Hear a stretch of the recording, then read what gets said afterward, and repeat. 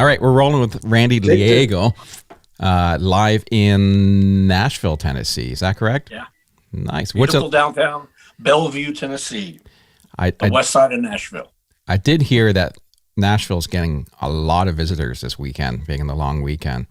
Well, it's we get a lot of visitors anyway, but nothing's scaring them off now. So I don't go downtown unless I absolutely have to. And it's just a lot of, we used to be called a music town with a drinking problem. Now we're a drinking town with a music problem. That's true, isn't it? Wow. Mm-hmm. Yeah, it really has changed, right? And you go back the older days when it was really about going down and going to the Opry and seeing some stuff downtown and doing those touristy things and going to the museum. And now it's just about the destination. Party. It's a destination for bachelorette parties now. Oh yeah. Mm-hmm. Weddings. My niece took a whole whack of people down there, and my son-in-law. It's a destination for things that have nothing to do with country music. Oh, absolutely. Yeah, the Tourism and Visitors Bureau has leaned really heavily on that bachelorette party thing over the past several years, and it's paid off. But it's a great place to come home to still, but it's lost some charm in the past several years. I'm sure if you want to get a job at the Tourism Bureau, I'm sure the qualifications now changed from how much can you drink to from, how much country music do you know?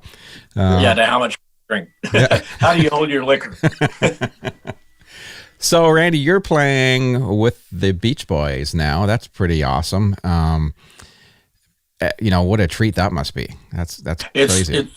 It's great fun. The favorite thing I've done in my career, and I've done a lot of fun things, a lot of interesting things, but boy, I feel right at home with these guys. I bet. Yeah, I was watching some videos too, and it's just fantastic. And what a bunch of great songs too. I mean, that you can't get bored playing that gig. Oh yeah, it's incredible. They brought me out to watch a show when they were considering hiring me, and just let me see what the vibe was like. And I just could not believe, I was exhausted by listening to the list of great songs by the end of the show. Yeah. Just unbelievable. And you get to play the Kokomo solo. Yes. Yeah. Which is funny because it's really everybody's musicians. I find if I've had a couple Beach Boys groups I've worked with and they said, "Oh, I hate playing that song." But it's everybody's favorite song. I mean, the audience goes crazy for that song.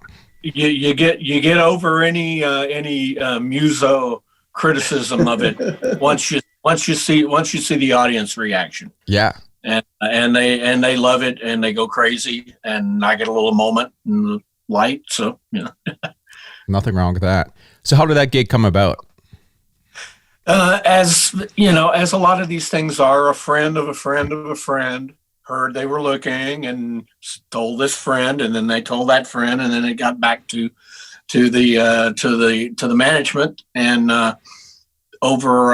with thanks to the internet, before I even spoke with anyone, the management had called me, and actually Mike Love's wife, Jacqueline, is his partner in running the band, as well as some other folks. But she contacted me and said, I know everything about you. I've seen you all over the internet. I know what you look like. I know what you sound like, and you want a job.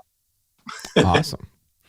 Well, that's kind of neat. I mean, it's different than it used to be. I mean, and it shows people, you have to watch what you put up on Facebook, internet, not get too political, not get too whatever, because if you're up for a gig and they go through your Facebook profile and you have some views that don't line up with their views, that could mean a difference between having a gig and not having a gig. In some cases, but we kind of embrace our differences in our group. There are lots of cash bets going down every time there's an election, and I'm sure that some cash is going to trade hands in the next couple of months here. Yeah, I'm sure. So, where'd you grow up in the U.S.? I was born in Houston, Texas. Nice. Stayed there till I went away to college, and then I went to college at what was then called North Texas State University in Denton, Texas, north of Dallas. Yeah. And it's one of the top-notch music schools in the country. They've produced people like Lyle Mays, Blue Lou Marini. The list goes on and on and on. Bob Belden, great jazz producer and musician. Tim Reese, sax player with the Rolling Stones. Yeah. Was a classmate of mine. Greg Bissonette was a classmate of mine. He's Ringo's drummer, which is not a bad resume entry. Yeah. And just a lot of it's like you go someplace and you meet if there's a music scene in a town in LA, New York, Chicago, wherever, there's a North Texas camp, and there's a University of Miami camp, and there's a Berkeley camp, and everyone just sort of knows each other. Yeah, I can see that. So did you start playing at a pretty young age? I got in the high school concert and marching, the junior high concert band and the high school marching band. And from an early age, I just decided that was what I wanted to do, play music. Yeah. I was always a music fan. My family were huge music fans, so no musicians that I'm aware of anywhere in the family. Yeah. But they sure loved it and took me to a lot of shows. I'm sure I saw Beach Boys shows before I was 10 years old. Yeah. And just didn't know it at the time. It's funny if you look back, and I always look back at sometimes when you're young and you've gone and seen a singer or artist perform somewhere, some big artist, and then later in your life you work with them. Yeah. And it's a surreal thing, because you always, for me, I flash back to those moments. God, I was 10 years old and went to this fair somewhere and saw this artist play at their the peak of their early career, and oh, isn't this great? And then several years later, here you are hanging out and they're friends, and it's just like, wow, that's just a bizarre thought and experience, but it's cool that it happens. Yeah, very much. We do shows regularly with Bill Medley and the Righteous Brothers. Oh yeah, and the first show. I pulled one of my bandmates aside, and I said, hey, I think the first concert I ever saw, my parents took us to see the Righteous Brothers. And, I must have been 5 at the time. And he said, oh, we got to go tell Bill this. And that doesn't make Bill feel much. Bill's dressing room and said, listen to this, Bill, listen. Yeah, for sure. He's a great guy, Bill. We always enjoy working with him. I don't want to know. Yeah. So, no playing at all before you're in the marching band, or just straight into high school marching band playing? You learned from there. Picked up the saxophone at probably about the age of 10, in middle school. Yeah. And immediately, of course, the band director say, well, you got to learn a little flute, you got to learn a clarinet, learn a little clarinet. So I took to all those things, and then I went, well, I want to play everything. I want to play, I want to learn how to play something on everything. So that led me to keyboards and percussion and guitar, and just the things that have gotten me through life as a musician. As a working musician. Here's a question for you, because I've never actually tried playing the clarinet, but how much harder is that than the sax? Because it always seems the one that squeaks the first. It is its own thing. I had to dust it off just this past week for a home recording project, and God bless Pro Tools, because I would never have made it through our performance. Yeah, it's a tough one. I don't know what it always seems to be, but it seems the crossover, because I mentioned earlier I play sax, and I started pretty young, and then it was about my 3rd or 4th instrument in, and because I'm a string instrument guy, it was quite a change. Like it was, and I take it back to it. I think it cured me. I used to get pneumonia every year, like in the hospital for several days, happened every year. And about a year or so after I started playing the saxophone, bam, it went away. And I always think that I built my lungs up, or in my brain, that's what I think cured it. Whether it did or not. I have another friend that both you and I know, Darren. I'm not sure if Randy knows him or not. Eric Mahar. I think Eric might have played in Cruising with us, Randy. Anyway, he had a similar kind of problem, and the doctor actually prescribed harmonica. Really?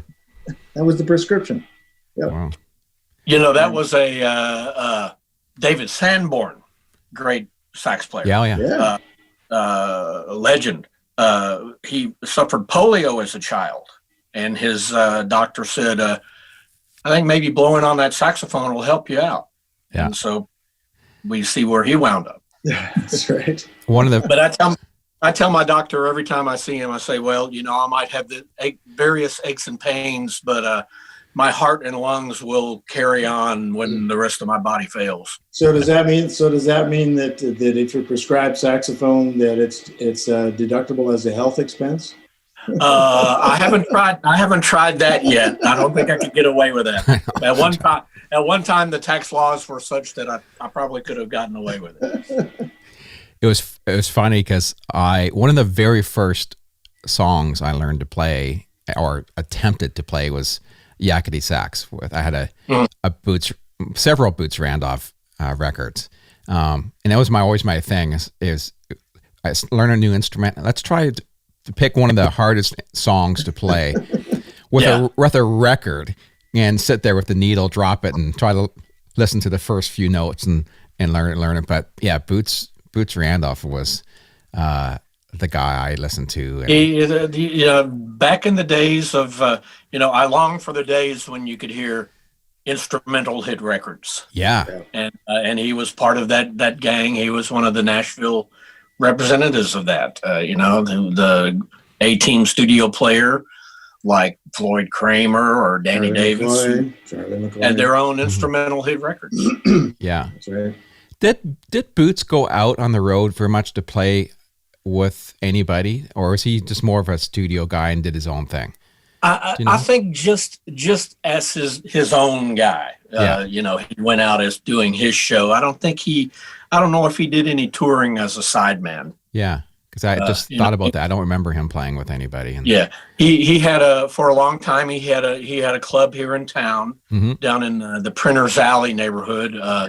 I know Rob has come here frequently enough. He may know the area I'm talking about, but it was after it was Boots's club, it passed through several changes, and I was in the house band there for 8 or 9 months one time about 20 years ago. And, he did a lot. He did a lot in town. He was always playing. When he passed, they had a memorial service at the Country Music Hall of Fame and the little theater that they have there.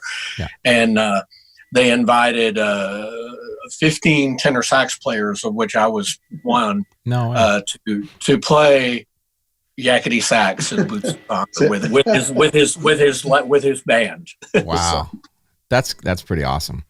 Yeah. Tell me, Randy, what's about your journey from North Texas to Nashville? Well, North Texas, I was there, late 70s to early 80s. And there was a thriving bar band existence in all around Texas and the South in those days. Yeah. So I hooked up with a band, and we were super musos. We were writing kind of poppy tunes, but we were also playing, 21st Century Schizoid Man and Frank Zappa and Side B of Abbey Road. So we drew the musos, but we tried to make people dance when we weren't doing that stuff. So like a lot of bands, we bought a van and a truck and hit the road and played all around Texas and the Midwest and the South. And after 6 or 7 years, we kind of said, it's not happening. Time to move on. Did you ever play Green Hall in Brownsville? No, never have. And surprisingly enough, with all the country folks that I've played with, I've never hit that spot. Right. But Texas is its own world of music also, so they can get by with nothing but Texans. Yeah, that's for sure. But it was literally when my band broke up and I didn't know what to do, thinking about, well, maybe I ought to go somewhere else, go to Los Angeles, go to even London was talked about with me and my family at the time. And out of nowhere, I get a call from a guy in Nashville, and he goes, "Well, I'm from Arkansas originally, and my friends who I trust used to see you play in a band in Fayetteville, Arkansas regularly, and I'm looking for a guy that can handle saxophone, keyboards, and miscellaneous instruments." And I said, for a new act on RCA that everyone's buzzed about. And I said, okay, yeah, that sounds interesting. How do I do this? Do I audition? And he said, do you know how to play? And I said, yes. And he said, you're hired. Be in Nashville on Monday. Wow. And it was for a Cajun accordionist named Joel Saunier. Oh, you play with Joel Saunier? Oh, yes. I love him. And this was late 80s, and he was signed to RCA. He was cutting songs by the likes of Richard Thompson and the Blasters, and really Americana before his time. Yeah. It was a mixture. He was seen as this new character, a mixture of country and rock and blues and folkloric music, and he is a walking encyclopedia of Cajun folkloric music, Louisiana and North Louisiana Cajun music. He's just the living authority of that. And so he's still out knocking around. His country career lasted a few more years, but in the meantime, that led me to work with people like Carlene Carter, Rodney Crowell, lots of the people who were up and coming in the days that Steve Earle called the great credibility crisis of Nashville. And when the radio was filled with Steve Earle and Kathy Mattea and Lyle Lovett, Nancy Griffith, all these wonderful artists. Yeah. So that's more the 80s, right? So mid 80s. Mid 80s up to early 90s. Up to mid 90s. And then, Garth Brooks, great artist that he is, he sort of elevated everything up to arena size. Yeah. He great artist. I love him, but it was that was a sea change there when he came in. I've always been waiting for sax to come back into country music because it was a big deal. I mean, it was having a sax player and it was like having a steel guitar player almost, especially in the 80s. And a lot of big great sax solos and country songs, and then it just kind of slowly disappeared like the steel did and all those other instruments. It became more guitar oriented, but I've been waiting for it to someone have a big hit with a big sax solo in it, and it's slower coming, but it's going to come. I think it's I really miss it. That's what we hope. On a parallel, we have in Canada. Are you aware of the Americana music scene? Oh yeah. Oh, very much. I say that to some people around the States, and they're like, "What? We've never heard of what is this?" But it's a huge scene in Nashville and other places like Austin and big in LA as well. But it's huge here, and I do a lot of sessions for those kind of guys, because it's not country. It's a little country. It's a little roots. It's a little rock and roll. It's a little R&B. So, I do regular horn sections and blow a sax solo every now and then for these Americana troubadour types. Yeah. Yeah, I do a lot of work with Mickey Gilley up through tours in Canada, and that he still has a great, his original sax player has been with him for, I think almost 50 years. Keyboard sax player. And that's the other thing too, is with sax players, it's always sax and keyboards. Usually, you don't usually see a sax player play guitars or I mean they do, but it's not usually a switch over instrument form. It always seems to be keyboard / sax or sax / keyboards. For almost every working sax player I've ever worked with, has always been heavy on the keyboards. It's a good mix.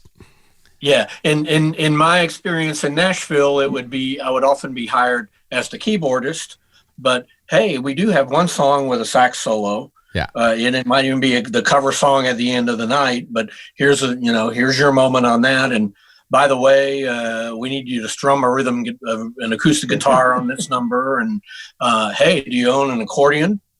So I've dragged around a lot of stuff in my days. I bet. So what was it like first getting to Nashville and performing with Joel Saunier? That's kind of a different style altogether as well. Were you familiar with that, or was it something that you just had to? Well, like I said, he was such an intriguing blend of things that I felt at home with it. I could, if I couldn't identify with the country, I come from the Texas Gulf Coast, so I'd certainly heard Cajun and Zydeco music in my life, and I kind of got that.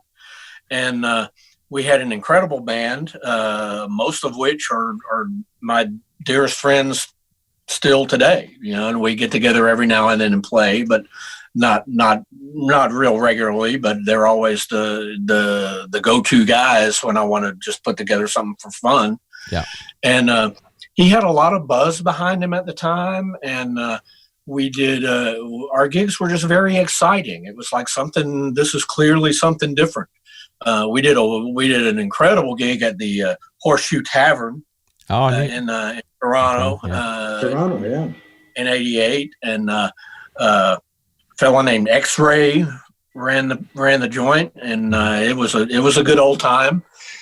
And we went from we toured on our own clubs for several months, and then we got on a big tour. Alabama, Charlie Daniels Band, and Joel as the opening slot. Oh, wow. So that took me right into arenas and festivals, and got to feeling pretty at home in that larger situation. So it was it's a trial by fire. You get out there and do your gig, and it doesn't matter if it's 20 people in a club or 20,000 at a festival or 200,000 at a festival.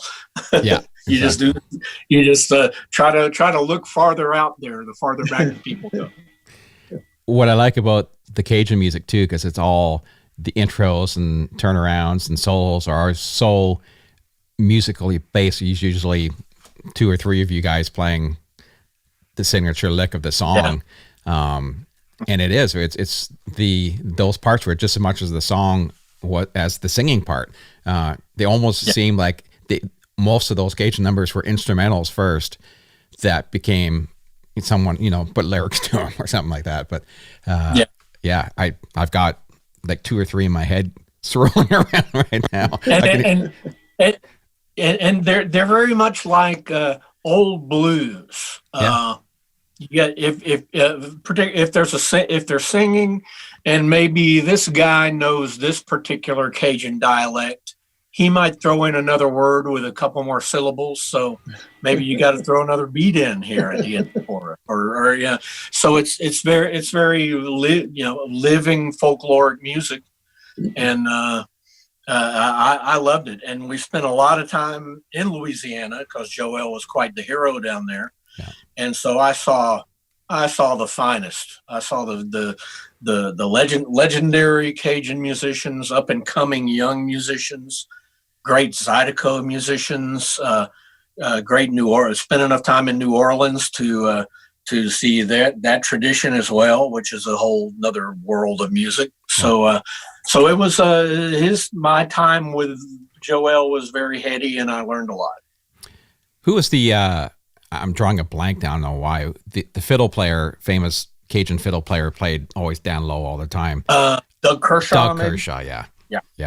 He was another guy I used to buy all of his records, and yeah, we used to cross paths with Doug regularly, and other younger artists like Wayne Toops, a fabulous high energy Cajun accordion player. And of course, Randy, you know the Cajun music started in Canada. Oh yes, yeah. They ran them out of Canada from what I understand. That's right. Yeah, what were they? Were they the Hutterites? What was that group that headed south? I'm not exactly sure. What was that now? It was a religious sect, wasn't it? That was banned. It was shipped out of Canada. I'm not sure. I don't know all the history. I just know roughly that they were, I guess asked to leave Quebec, and they sort of Acadia. Acadia, yes, and they they sort of rounded the northeast of the country trying to find a place to settle, and by the time they got to Louisiana, they were no longer Acadians but Cajuns. So yeah, and you can't go much further than New Orleans. You kind of hit water. So moving on from doing the Cajun music, obviously you moved into playing with a bunch of country artists as well. What was kind of your favorite out of the bunch there that you played with? Well, Carlene Carter was very much, she as the daughter of June Carter, stepdaughter of Johnny Cash. I felt a real connection to. I got to hear stories about the Carter family and Mother Maybelle and learn those songs and play some of those songs.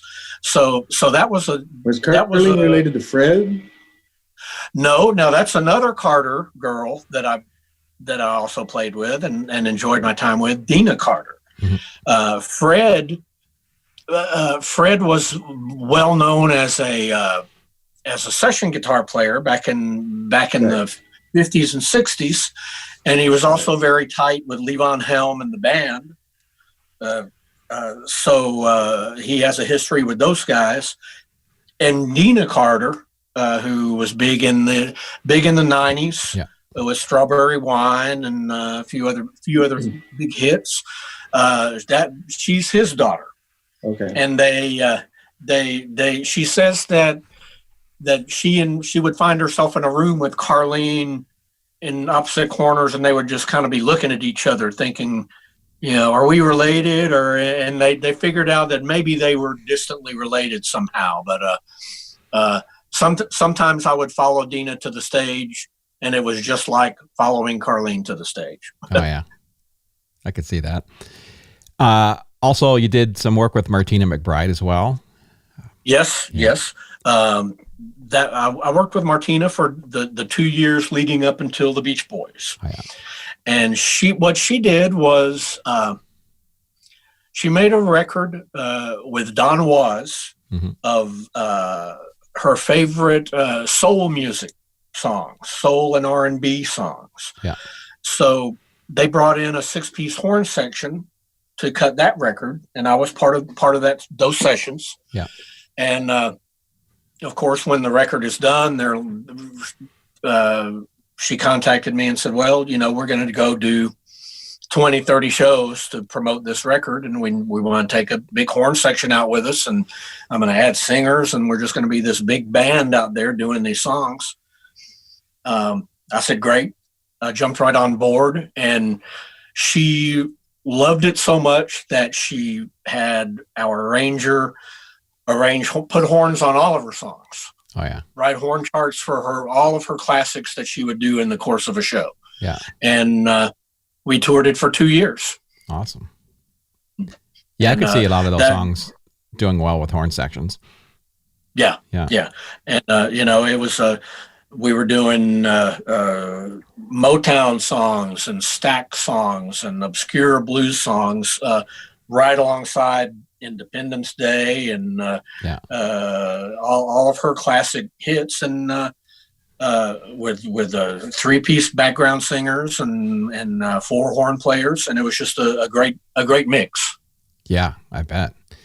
And on your list of people, and one of my kind of all-time favorite singers who not a lot of people know, but Shelby Lynn is a fabulous singer. Yeah. One of the finest singers on the planet.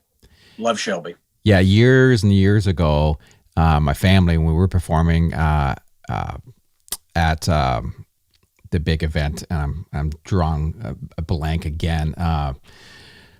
What's the big show they have every June? Fanfare. Yes, Fanfare. So we represented Canada at Fanfare, and Shelby Lynn was just coming out on the scene. That's where I met her and saw her for the very first time. I mean, many, many years ago. But there was this big buzz going around town about her, and she really didn't seem to take off like everyone thought she would. But man, what a unbelievable singer! I treasure those times because her just amazing singer. Like an amazing, and being on stage with an incredible instrumentalist. Just great control, great. She could lead a band just by breathing. Yeah. There's not too many of those around. They're just a step above everybody else. They have this something special about them that you just can't place. Yeah. So do you prefer, if you had a choice, going on the road and being a horn, saxophone, keyboard player, or being a studio guy? Obviously you do a lot of both. What would be your preference out of the two? I enjoy the travel, and I enjoy the audiences, and I enjoy seeing new things, time after time. And I think so far the Beach Boys have taken me to 30 countries over the 4 years that I've worked with them, and I just thrive on that. Studio work is its own beautiful thing, and I jump at the chance to do that. But I don't know. I think that could grow staler for me than what I've seen over my life as a traveling musician. Yeah, and as a sax player, you're probably just coming in as an overdub almost most of the time. You're not. Yeah. It's either bring in the horn section at the end of, a lot of the country acts are known for maybe doing one song on a record with horn section. Bring in the 4-piece horns, or this needs we need something to happen here. Put a sax solo on it. Yeah. So it's like that. And even when I do work for the Beach Boys and Mike Love, we've done some cutting as a group on the West Coast, but as Mike comes up, he'll do a record every year or so, or he'll do a special thing for a TV appearance, or to the sort of COVID awareness. We did a little piece for that, and they'll knock out the rhythm tracks wherever they can assemble enough people, and then send me the stem, and I do my work here in my home studio where I'm sitting right now. Awesome. And so when you got the Beach Boys gig, you were told you got it. How soon were you actually hitting the road and doing a show? Oh, within a week. So you had a lot to learn. Yeah. Yeah, well, we have a wonderful music director, Scott Totten, who runs a tight ship, and he was very hands-on immediately. And he said, "Look, I've got the chart. All you got to do is learn these charts, and you'll fit right in. And then we'll figure out how to adjust. But these charts, these notes have to be there." Yeah. And I understood, because of the because of the legend of their records and their songs that, yeah, you got to be that precise. You can't deviate from it. So I got in, and Mike Love loved what I was doing. His only guideline was more baritone sax. Oh yeah. Play more baritone sax. So you know, a lot of those old songs, the baritone sax is kind of buried down in with the low guitars and with the 6-string basses and things. So Yeah.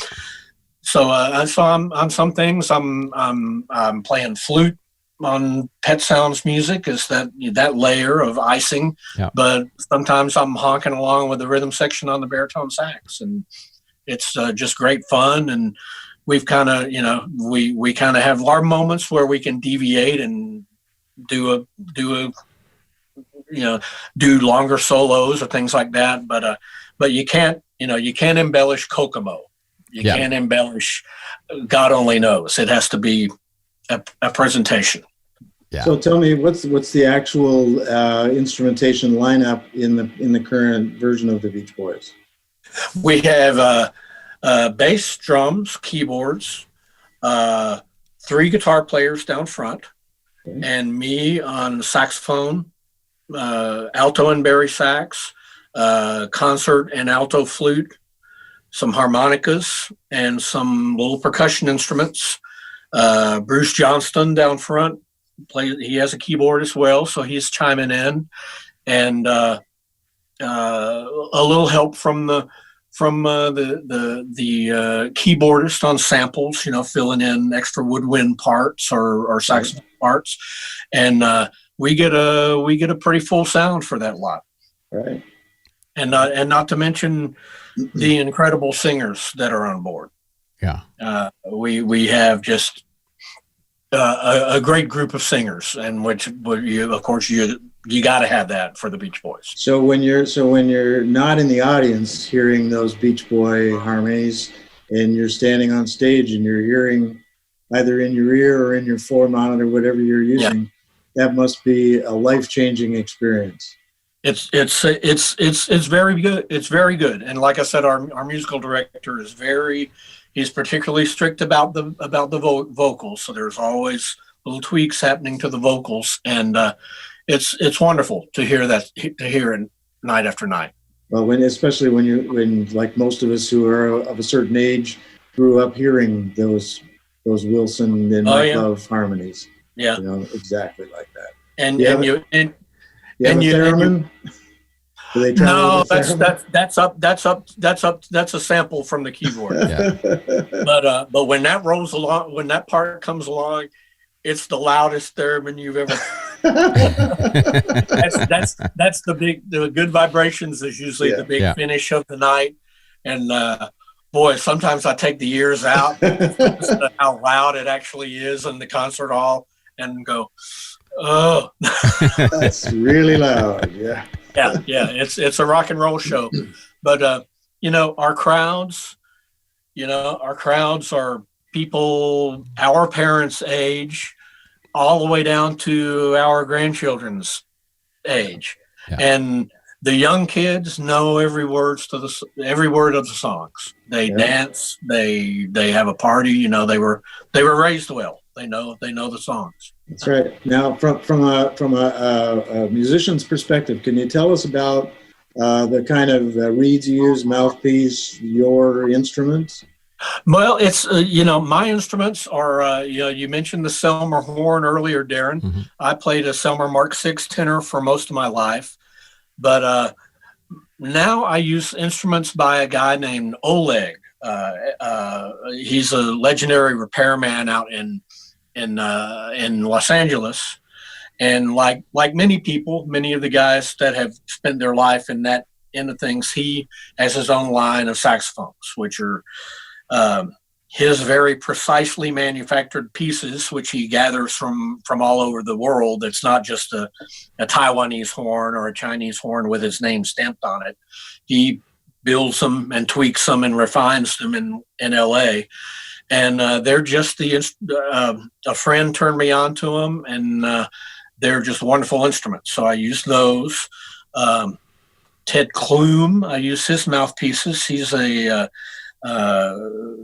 premier mouthpiece creator in the world, as far as I can tell right now. The really wanting to capture the magic of, from whether it's a Telecaster or a tenor sax or a trombone, you always hear the old stuff was better. The old instruments were better. Yeah. And so Ted, Oleg, they're looking for that elusive, well, why was it better? Whether it's metal or design or assembly, so I like their gear, but I love Yamaha saxophones.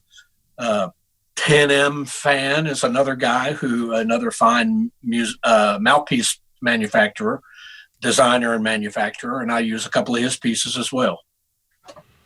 What about reeds? It's constantly changing, but I use D'Addario Jazz Select reeds, which used to be called Rico reeds. Yeah. The D'Addario company brought that company a few years back. And I have a friend that runs a little operation, the Boston Sax Shop, Jack Finucane, and he designed his own type of reed. So I use his reeds as well. They're great in the studio, yeah, where you've got to think more of dynamics, but on the Beach Boys stage, where it's a lot of energy and a lot of pushing, yeah, the D'Addario reeds hold up great. Yeah. And what number do you use? Four soft. Yeah. There you go. D'Addario, they go four. They go a number, soft, medium, hard, and I'm already starting to blow out the four softs, so I might have to on the baritone sax. Yeah. So I get a couple of hours of serious aerobic exercise every night on that show. That's great. One thing I used to do all the time on the road and with my family band is I used to do this song where I'd hop from instrument to instrument and do one of those, Mama Don't Now Know, whatever, playing around here. So because we're a country band, the saxophone never really came up very much and used to be the most stressful part of the show because it would be yakety sax, 30 minutes into a show. In the middle of the song where it was just like you had enough time to grab your instrument that you were put down the instrument, grab the sax, put the strap on and go. It was like, oh man, that was always the most stressful part of the whole show for me. It's just like, can I get through this?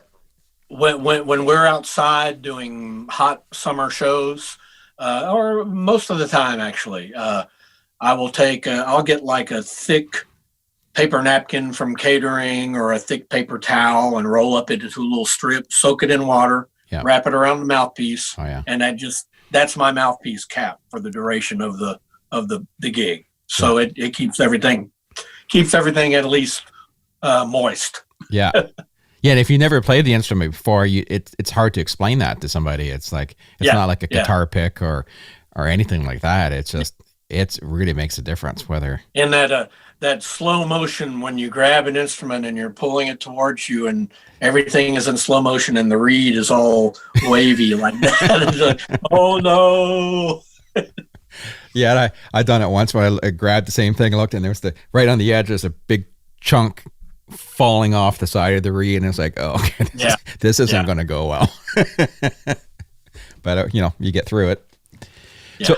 So you must do a lot of different types of gigs with the Beach Boys. I'm sure there's a bunch of corporate stuff and private stuff and big shows. What are kind of some of the niche gigs you've done?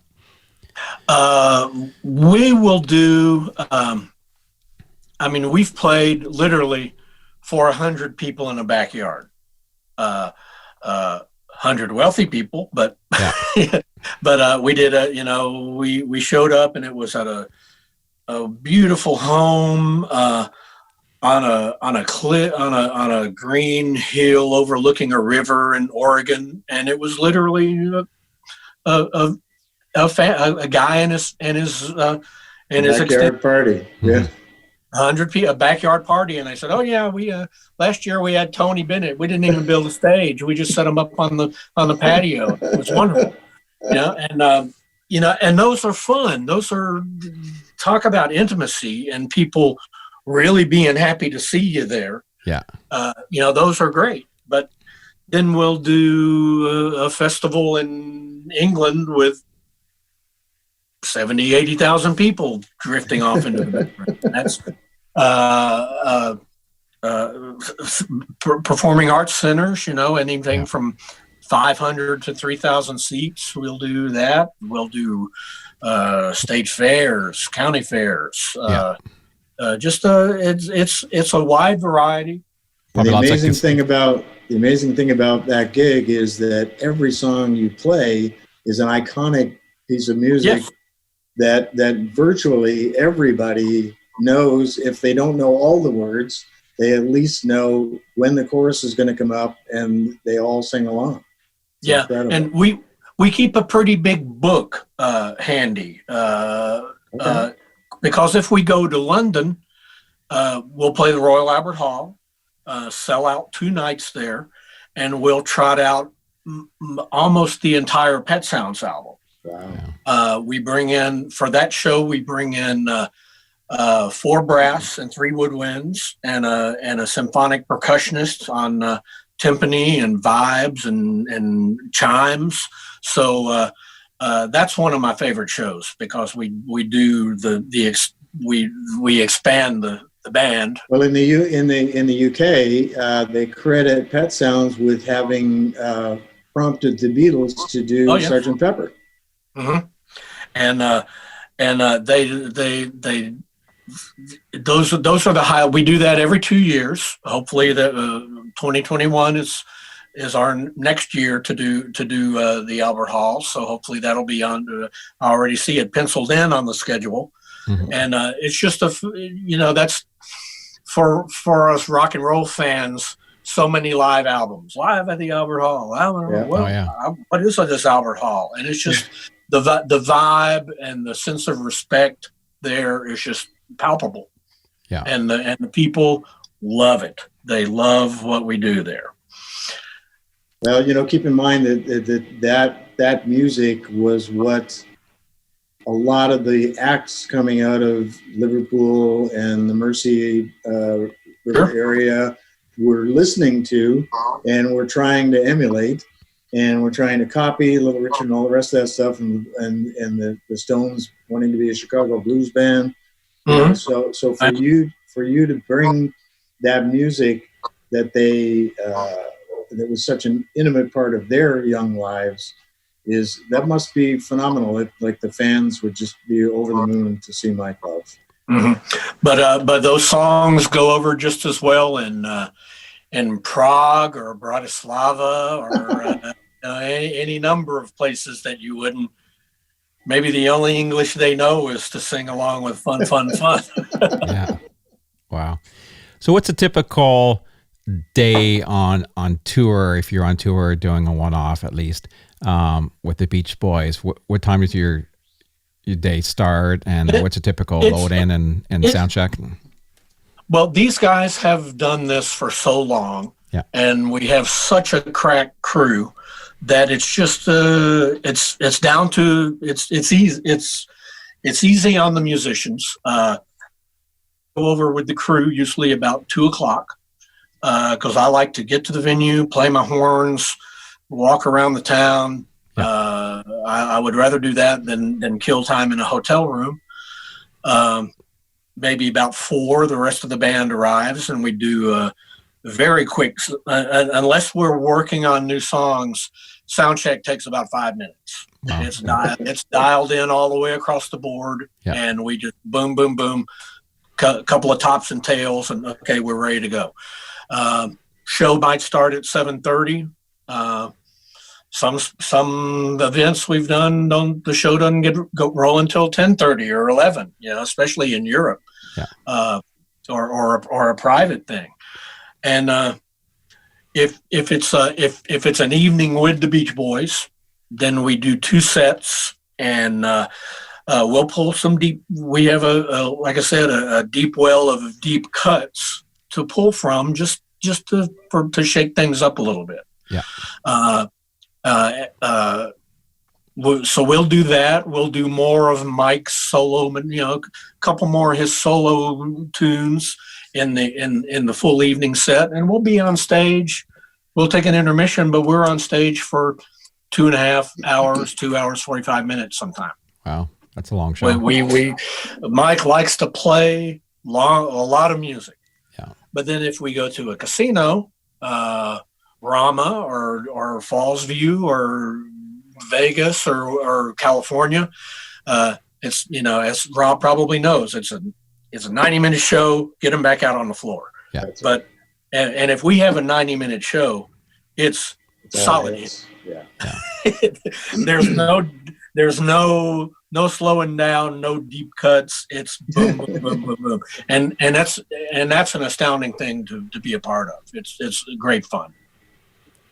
So you must have played at quite a few amazing venues. Do you have any favorites out of the bunch that you've performed at besides Albert Hall? That is good. As casinos go, and Rob will tell you, Falls View in Niagara, Ontario is a beautiful venue, a great place to play, and great folks to work with. Australia, we didn't do the Opera House in Sydney last time we were there, although they did it on their 50th anniversary tour several years prior. Yeah. But just I'm keen on Europe. We beautiful venues in the Netherlands and Germany, across the UK. Yeah. So that's my favorite. Especially the festivals in Europe are just, they have a certain. I mean, some of them are huge, but there's a lot more charm going on there. Yeah. It's just a lot of fun, no pressure, just fun. In the States, I can't remember, the Bethel Woods up on the grounds of the old Woodstock concert. Yeah. Is great venue. Ravinia in Chicago is another wonderful venue. That I'm always happy to see those places. I always amazed that, what people say for their favorite venues, and it's a lot of it's the same. You hear Red Rocks quite a bit too, and that type of thing. But there's one I just saw not too long ago again, and I remember it used to be popular. And I think it's an amphitheater on the East Coast, and they have like a pool and everything backstage. Do you know the venue I'm talking about? That doesn't ring a bell. Yeah, you may have. It's a pretty cool spot, and I see a lot of people talking about it because it's like they made a little resort backstage for everybody. So they have a huge pool, and they have bikes you can go and ride around the property and all this stuff, and everyone shows up early, and it's like a big party, and it's simple. It's a great idea. You wonder why more venues wouldn't do that, because it attracts people, because it's their weight to go there, and they talk about it all the time. I have to look it up and see what the venue is, but it's pretty cool. But then again, we have some other venues that are literally rock and roll bars that hold. Yeah. We might do a day of 2 shows or 2 days of 4 shows for 500 capacity. Yeah. And one that comes to mind is the Paramount in. Gosh, it's in New York State, but I can't. The town eludes me. But just a beautiful split level, intimate rock and roll club. Have you ever played the Melody Tent on Cape Cod? Yes, we do. We do all of those. You ever been there, Darren? No. It's a circus tent. Oh. Yeah, with a revolving. Hot. Yeah. It's let's see, the Melody Tent. Yeah. There are 3 of them that we play regularly. Revolving round stage. Yeah. We call them the spin and puke. Yeah. That's right. And the best thing about those is that they've been there forever. They've been there since the 50s. So you go backstage, and all the handbills all the, all the artists from the 50s all through, Don Rickles, Toady Fields, Tom Jones, just this history on the walls is charming to look at. Yeah, and that's about the only charm backstage of those places. Yeah. To be honest, sure. Yeah. So you probably travel lots, tour bus, I imagine, quite a bit. Do you guys fly a lot to your shows? It's a mixture. If it's a long run where everything is routed perfectly, then we travel in 2 buses. Yeah. We are scattered. Our band and crew are scattered all over the country. So if it's the Midwest, we all meet in Chicago, get on the buses, do the Midwest.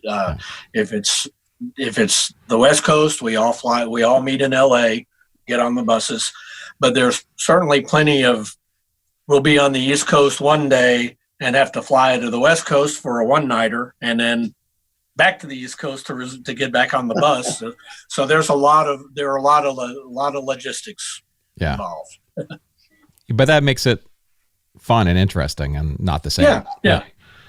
But wherever the gigs are, and as long as they can pay transport, right? Hey, they tell stories in the past of doing a morning gig, getting on the private jet, doing an afternoon gig, getting back on the private jet, doing an evening gig, and then getting back on the bus and resuming. Yeah, that used to happen, right? Yeah. So how's it been for you now, being at home during COVID and all that stuff? Are you getting antsy to get back out there? You're doing some gigs, you were saying, but it must be obviously a change for everybody. How's it been for you? It's disorienting when you travel. As much as I have this is the most intense touring schedule I've ever been involved with the Beach Boys. They're in high demand, and they love nothing. Mike Love, 79 years old, Bruce Johnston, 78 years old, and they live for every gig. They live for the next gig. They love it. They're like kids when they get on the stage.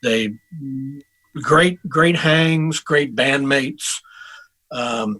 So we've managed, I think we've done 3 gigs with the Beach Boys. We did a private and 2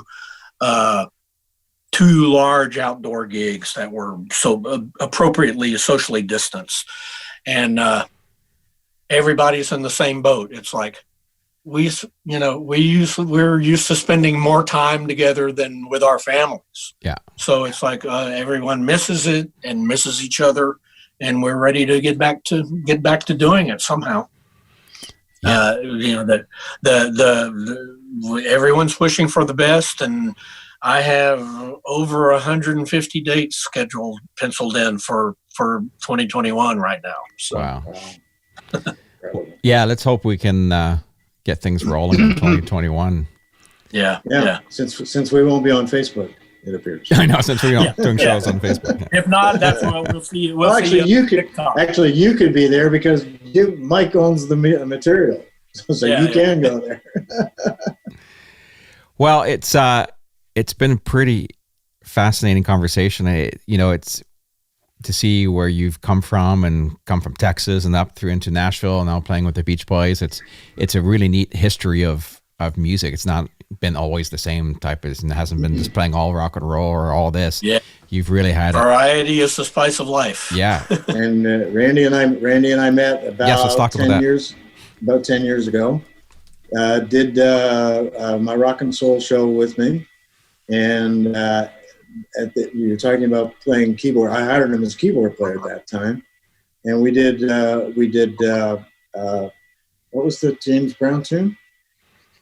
I Feel Good. I Feel Fine. I Feel Good. Right. And so at that point, Randy was on one side of the stage playing piano. Robert Martin was on the other side of the stage playing B3. We had 7 horn players downstage of the drums and the guitars. And when we did that tune, Randy and Robert picked up their tenor saxes, so we had a 9-piece horn section. Wow. playing that one song. It was great.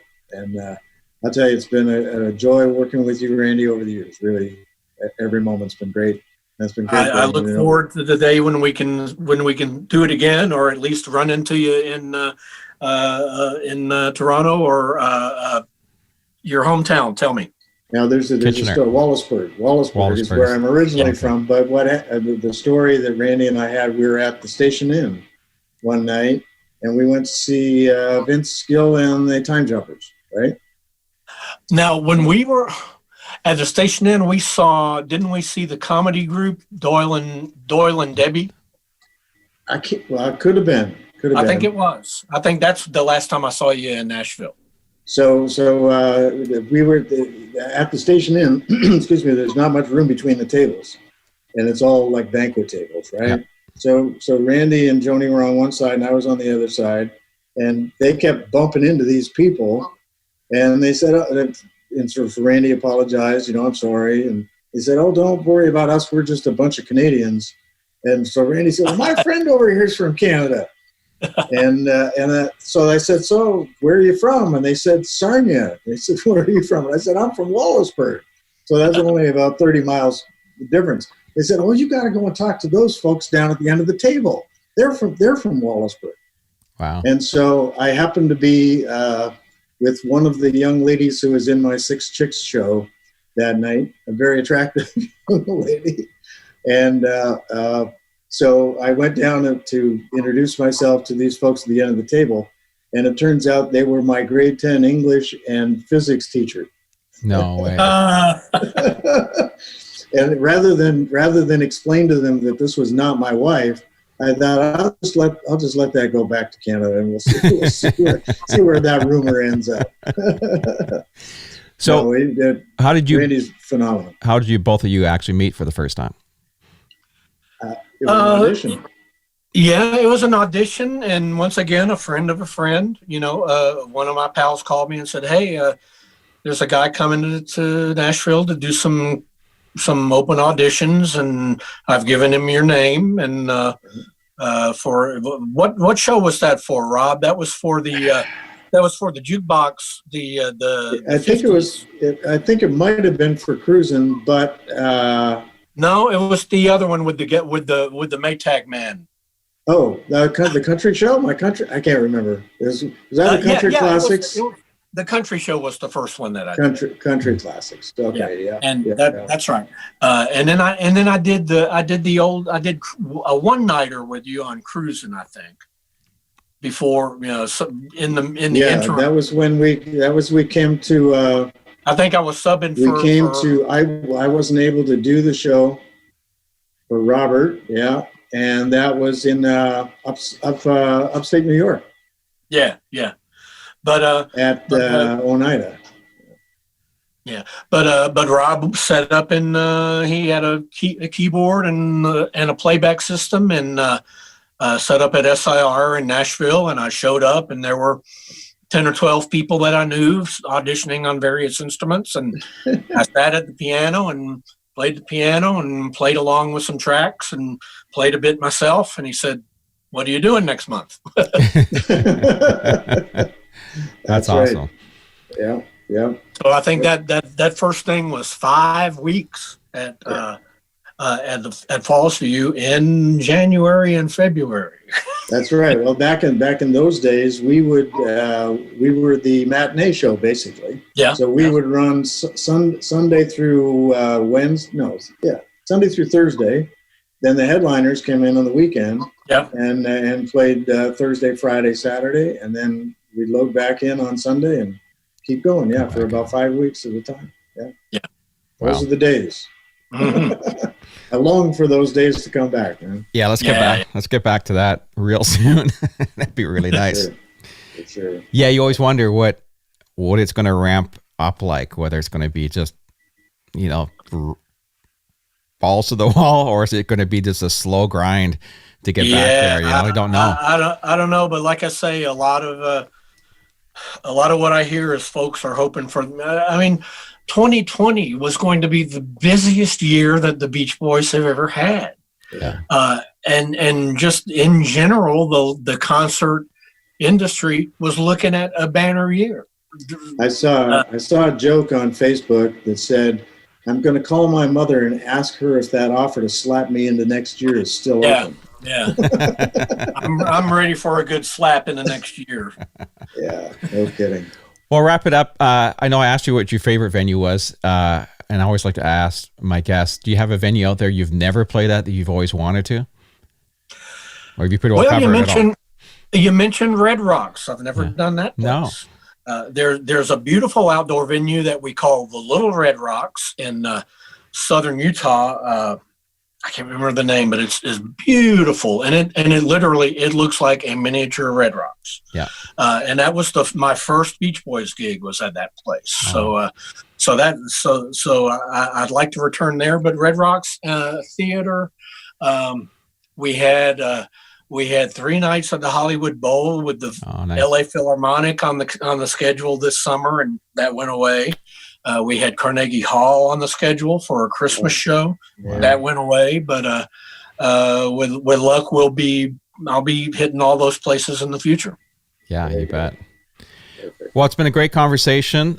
Certainly enjoy you taking your time out and chatting with us, and I can't wait till we're all on the road, and hopefully I'll get to see you perform with the Beach Boys. I'd love to. I hope we will cross paths in real life. That'd be great. Well, hang on. And I'll see you again, Rob, for sure. All right, Randy. Thank you, man. Well, we'll do a proper goodbye here in a second, but I'm just going to wrap it up. Thanks again, and we'll see you down the road one of these days. Very good. Look forward to it.